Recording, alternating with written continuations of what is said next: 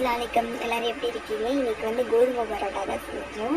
அதுக்கு வந்து வெஜ்ஜி சால்னா வச்சுருந்தேன். வெஜ்ஜி சால்னா எப்படி செய்யணும்னா, வெங்காயம், தக்காளி, இஞ்சி, பூண்டு நல்லா அதை அரைச்சிட்டு எண்ணெய் ஊற்றி அதை மசாலா ஊற்றிட்டு நல்லா வதக்கணும். பச்சை வாசனை ஃபுல்லாக போனதுக்கப்புறம் மஞ்சத்தூள், மிளகாத்தூள், மல்லித்தூள், கரம் மசாலா, சிக்கன் மசாலா, உப்பு தேவையான அளவு உப்பு போட்டுட்டு நல்லா வதக்கி விட்டுட்டு தேங்காய், கசகசா, சோம்பு அரைச்சதை அதில் சேர்த்துடுங்க.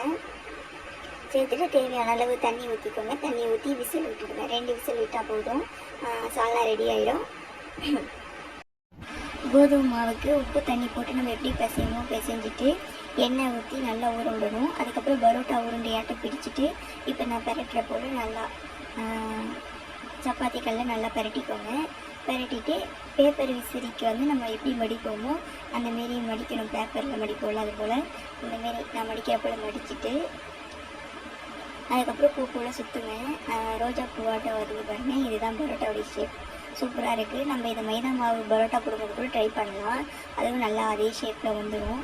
நம்ம அதே முறையில் செய்ய முடியலன்னா இந்த முறையில் செஞ்சு பார்க்கலாம். கோதுமை பரோட்டா ரெடி ஆகிடுச்சு. எல்லாமே நல்லா அதே ஷேப் வந்துச்சு. எல்லாத்தையும் சுட்டாச்சு. தோசைக்கல்ல போட்டு சுட்டுட்டு பாருங்கள். கிரேவி எடுத்து ஊற்றி சாப்பிட்டு பார்த்தோம். செம்ம டேஸ்ட்டு. நீங்கள் ட்ரை பண்ணி பாருங்கள். சப்ஸ்கிரைப் பண்ணிக்கோங்க. அஸ்ஸலாமு அலைக்கும்.